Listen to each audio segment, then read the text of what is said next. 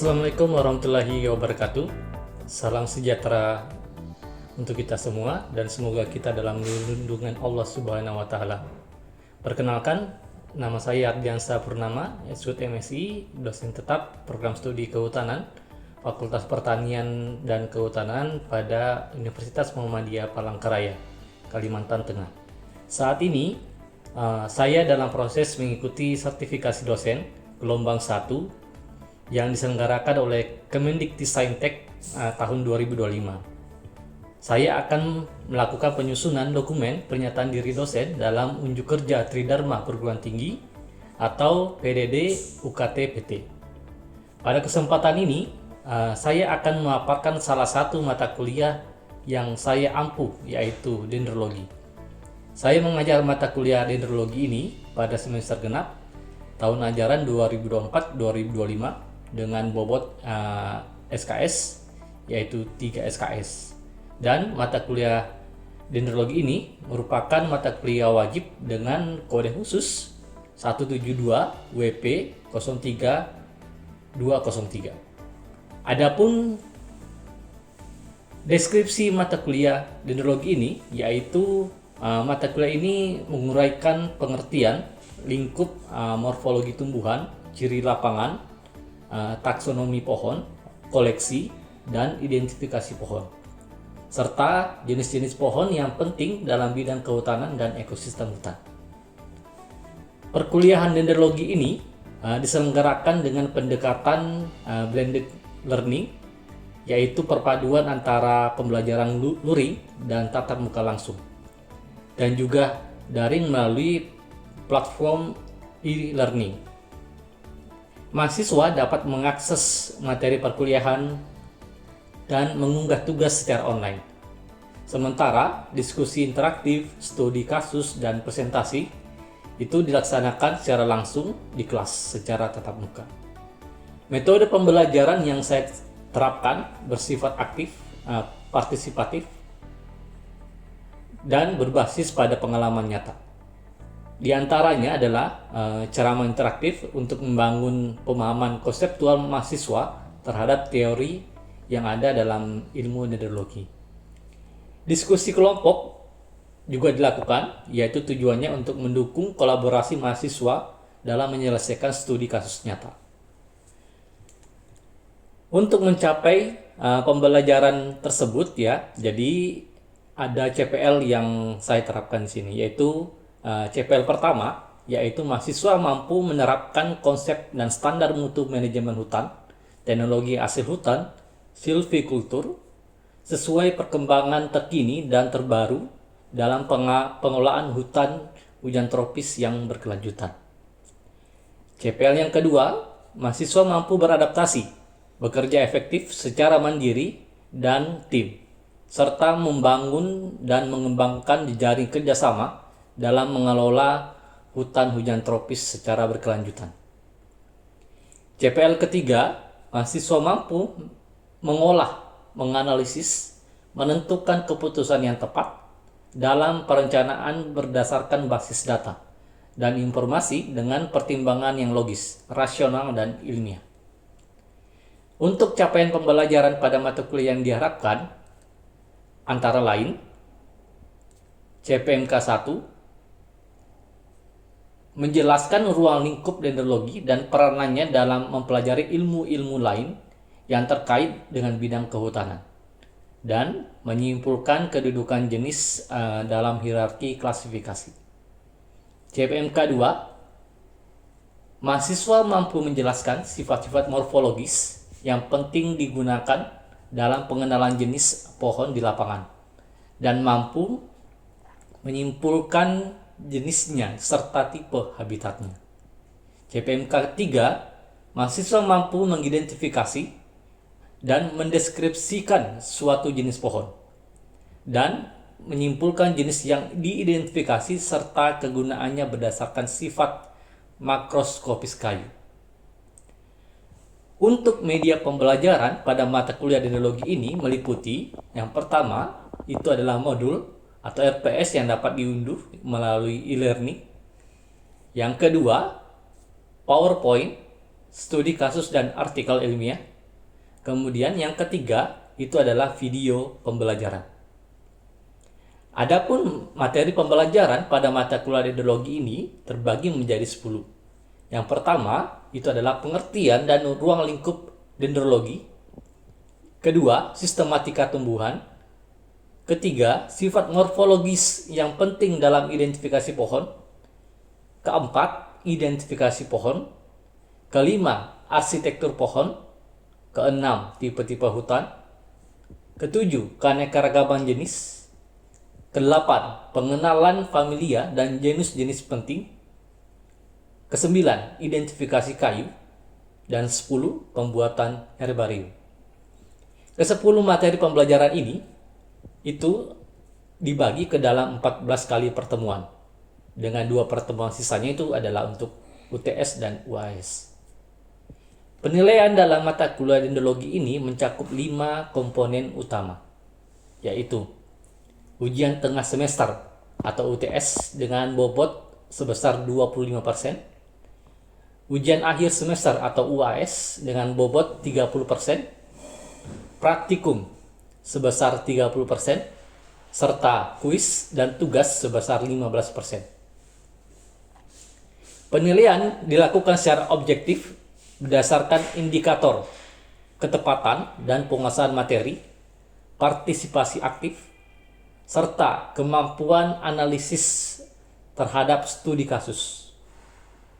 Saya menggunakan rubrik penilaian yang jelas dan terukur, dan hasil evaluasi saya sampaikan kembali kepada mahasiswa sebagai bagian dari proses umpan balik untuk meningkatkan kualitas pembelajaran. Dengan pendekatan ini, saya berkomitmen untuk menciptakan pembelajaran yang berpusat pada mahasiswa, sekaligus menyiapkan lulusan yang mampu berpikir kritis, adaptif terhadap perubahan, serta siap menghadapi tantangan dunia kerja di bidang kehutanan yang dinamis, terlebih di Kalimantan. Baik, untuk tahapan selanjutnya, mari kita simak video pembelajaran mata kuliah dendrologi berikut ini.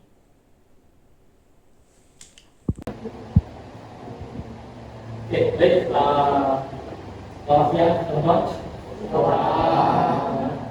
Assalamualaikum warahmatullahi wabarakatuh. Dan jadi sebelum mulai kuliah pada siang hari ini, kita akan berdoa terlebih dahulu, ya. Dan sekali berdoa di luar silakan.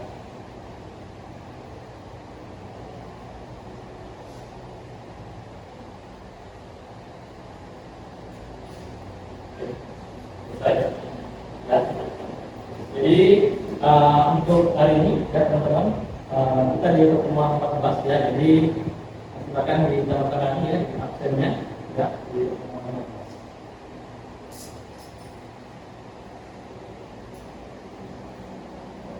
Oke, gimana kabarnya hari ini? Seminggu kerja ya, karena memang sebentar lagi ya sudah menjelang akhir semester ya, dan nanti teman-teman akan berikutnya ya, harapannya semakin baik ini ya, terutama menjalani kembali semester ya.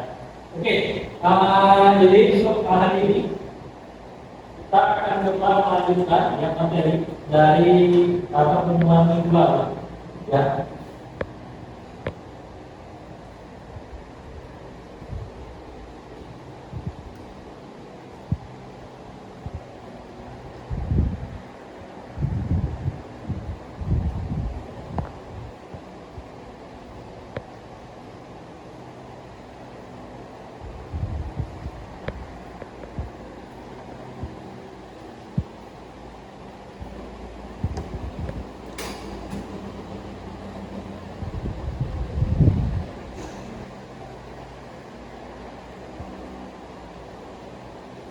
Oke, ya, untuk pertemuan minggu ini itu akan membahas mengenai herbarium. Ya, setelah teman-teman dari pertemuan awal sampai pertemuan 13 kemarin, ya kita sudah berkenalan dengan jenis pohon. ya, dari family sampai nama lokal, nama artinya ya.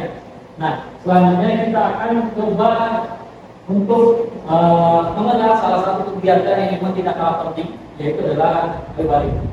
Ya, herbarium ini dia itu merupakan jendela ya keanekaragaman hayati.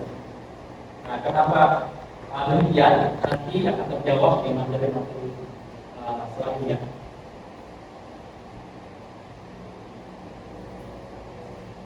Oke, ini menurut saya ya. Jadi memang dipercaya untuk mengambil mata kuliah yang terlatar belakang budidaya kehutanan atau silvicultur ya, karena dendrologi ini kan merupakan salah satu cabang yang juga di bawah silvicultur ya, makanya di sini saya mengaku mata kuliah ini.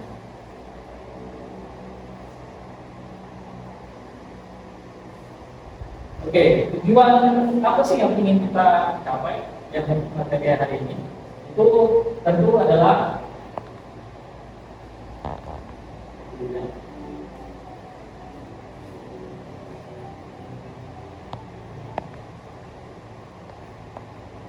teman-teman yang ada di sini harapannya nanti bisa memahami konsep ya, konsep teknik ya, hingga aplikasi dari bagian itu sendiri. Ya, nanti kita akan ada penugasan ya, untuk rekan-rekan membuat berbagai pribadi ya. Nah, seperti yang jadi di depan ini. Ya, ini merupakan hasil dari herbarium yang sudah dilakukan oleh mahasiswa perhutanan. Ya, jadi harapannya teman-teman akan melakukan hal serupa. Ya. Jadi dari hari ini teman-teman nanti harapannya bisa menjelaskan bagaimana hasil herbarium, tekniknya bagaimana, yang mulai praktek sudah nanti. Kemudian aplikasinya seperti apa? Ya. Nah, ini pertanyaan dulu. Ya, sebelum kita masuk ke jawab. Nah, bisa dibuka handphone teman-teman. Ya. Coba dikunjungi.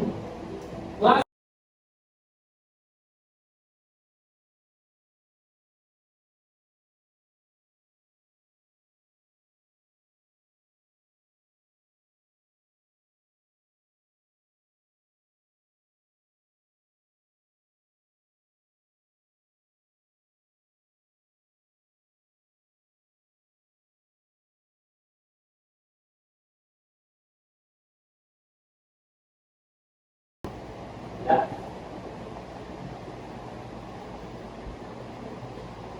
Oke, kita langsung masuk. Ya, herbarium. Nah, herbarium ini, ya pada dasarnya dia itu merupakan koleksi spesimen tumbuhan. Ya, yang telah dikeringkan dan diawetkan, ya dengan metode khusus. Ya, kenapa metode khusus? Karena berbeda-beda. Ada yang memang mengawetkan dengan menggunakan alkohol, ya, dengan oven. Ada juga yang tanpa pengovenan. Ya, jadi berbagai macam metode yang digunakan. Tapi tujuannya sama, ya, untuk mengawetkan. Ya, biar bisa menjadi bahan formasi. Ya. Nah, kemudian konsep ini tentu terpakai pertama kali sejak awal 16 ya, kita sudah beberapa yang lalu, ya. Nah, kemudian tujuan utamanya apa? Ya. Tujuan utamanya itu adalah menyediakan referensi, identifikasi, ya, yang akurat untuk bahan penelitian taksonomi. Ya, jadi dengan teman-teman seperti ini kan ada ini ya, informasi. Kemudian dari pemilih mana, ya, kemudian kalau ini kan nantinya di Kalteng, kalau di mana di Palangka. Oh, berarti di Palangka di sini ada. Ya, nah berarti teman-teman bisa mencari. Yang lain-lainnya kalau misalkan, oh dia ngadunya di Kalteng, ya, ataukah di Sumatera misalkan bagi yang pertumbuhan tadi pertumbuhan pulau ya. Dan dia merupakan bahan referensi. Ya.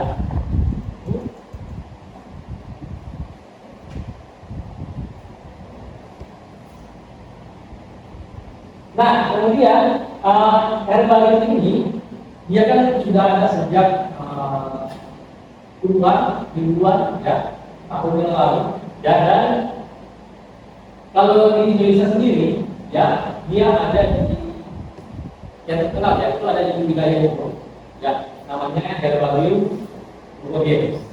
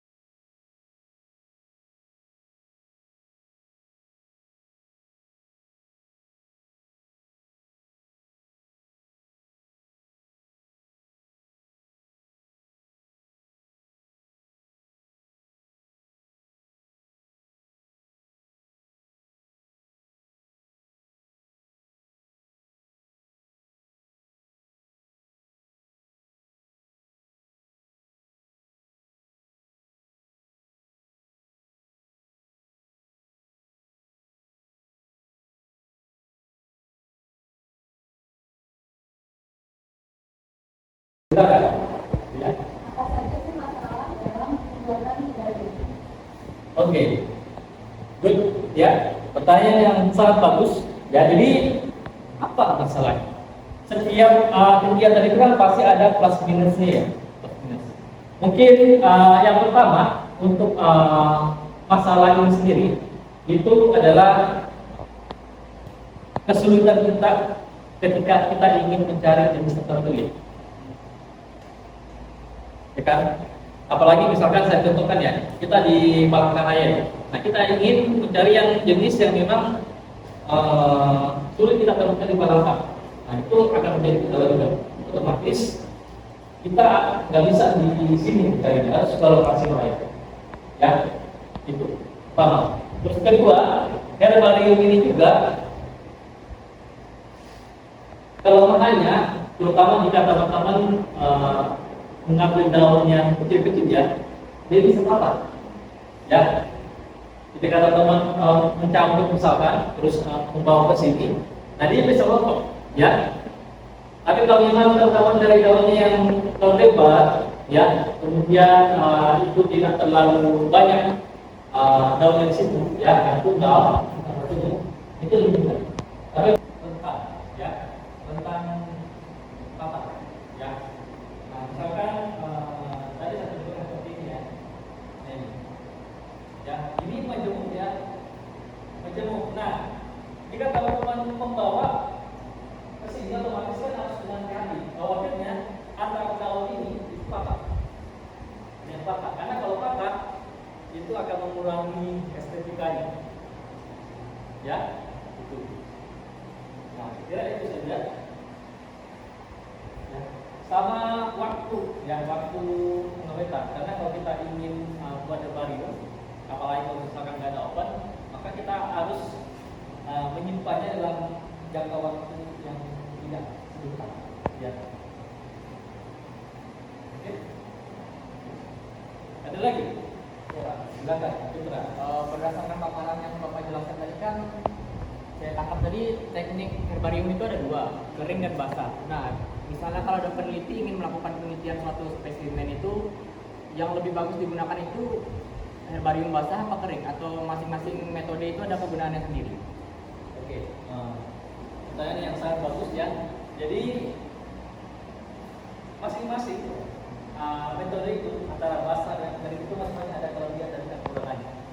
Ya, tapi umumnya yang biasa di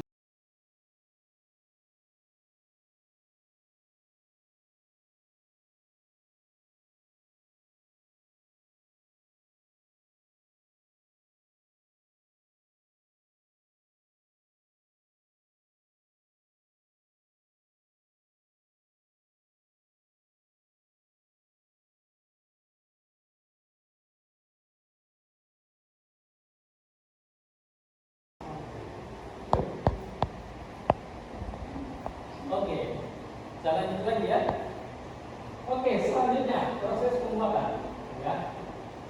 pembuatan ini sekira mudah ya teman-teman ya. Teman-teman bisa mempraktekkan ya, bahkan bahan-bahannya ada di sekitar teman-teman ya. Jadi yang pertama tentu kumpulkan dulu nih, kita kumpulin dulu bahan-bahannya ya. Daunnya bawa, ada yang bawa daun? Coba kita biarkan daunnya. Oke ya, oke dia bawa daun ya. Nah, daun ini bisa kita buat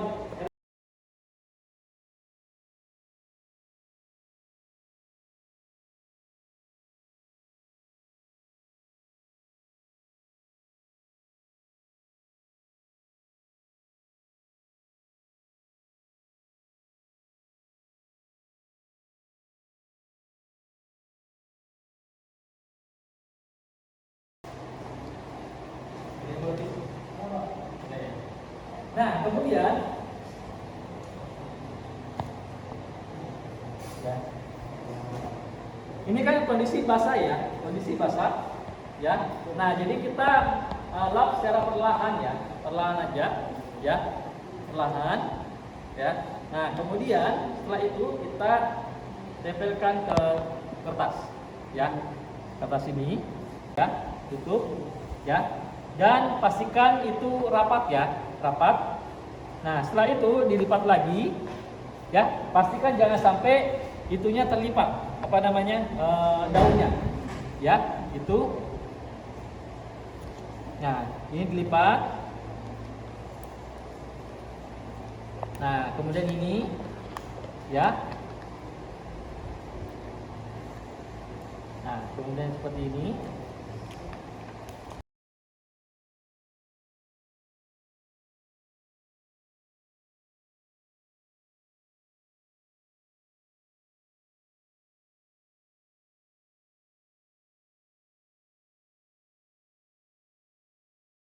Yang presentasi atau yang saya pindahkan ya.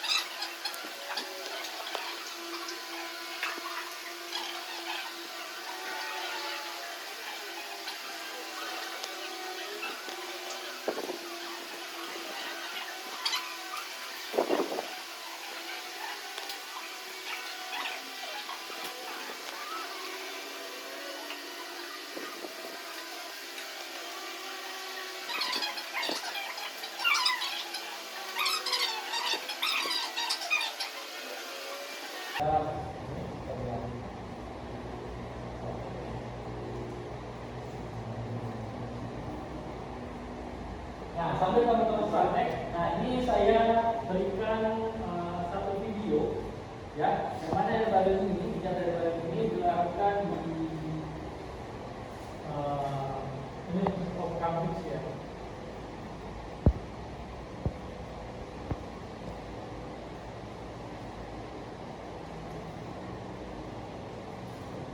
Jadi orang-orang itu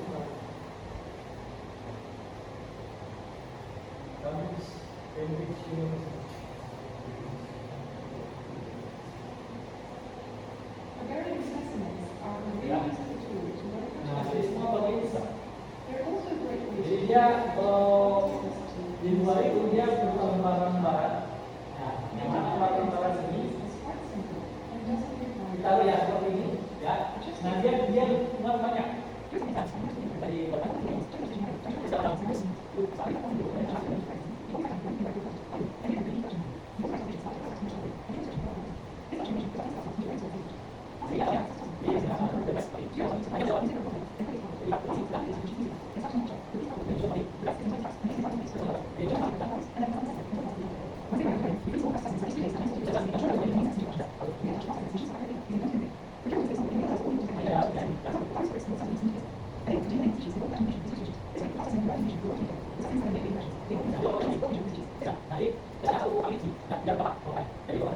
Tadi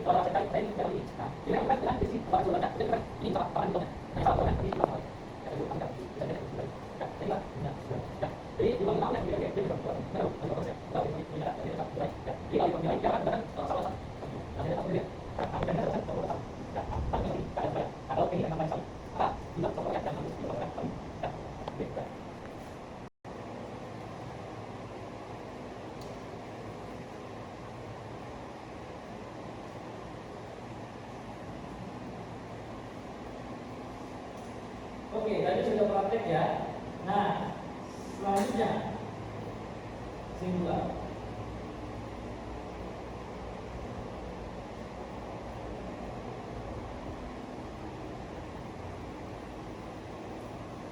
Ya, jadi pada dasarnya dendrologi dan herbarium ini dia akan terus memegang peran pentingnya. Kenapa?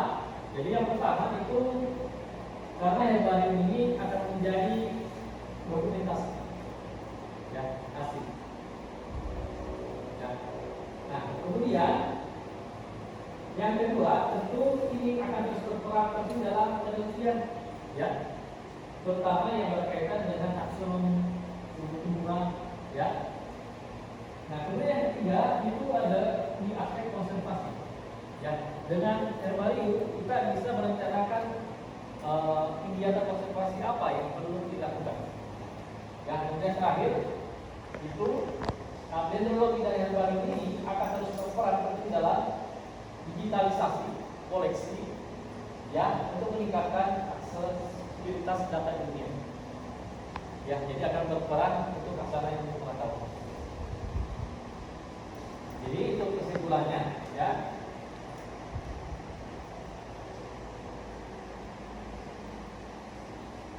Selanjutnya seperti biasa, ya, refleksi, ya. Kira-kira dari yang tadi ya, hari ini apa yang menyebabkan atau kenapa herbarium ini penting menurut pendapat Anda? Silakan tanya.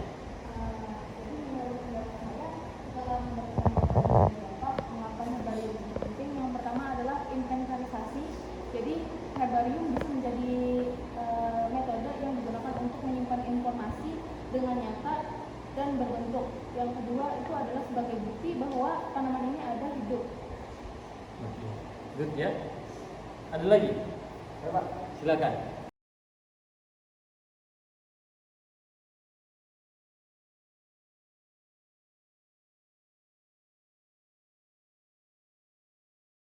Oke, Fadil ya. Oke. Good ya, Fadil. Oke, jadi benar ya yang teman-teman kalian sampaikan ya. Jadi herbarium ini memang sangat penting. Ya, dan ini adalah basicnya ya untuk kita menyiapkan informasi di bidang kehutanan. Kita ingin melindungi pohon, tentu kita harus menyediakan informasi. Jenis pohon apa yang harus dilindungi, dengan cara apa? Ya. Oke, karena waktu sudah mencukupi ya, jadi terima kasih untuk mendengarkan hari ini ya, dan sampai ketemu di pertemuan berikutnya ya. Saya cukupkan, lebih yang kurangnya mohon dimaafkan ya. Sebelum kita tutup ya, kita berdoa terlebih dahulu ya, semoga apa yang teman-teman dapat hari ini dapat memberikan manfaat untuk kita ke depan. Berdoa percaya masing-masing. Berdoa silakan.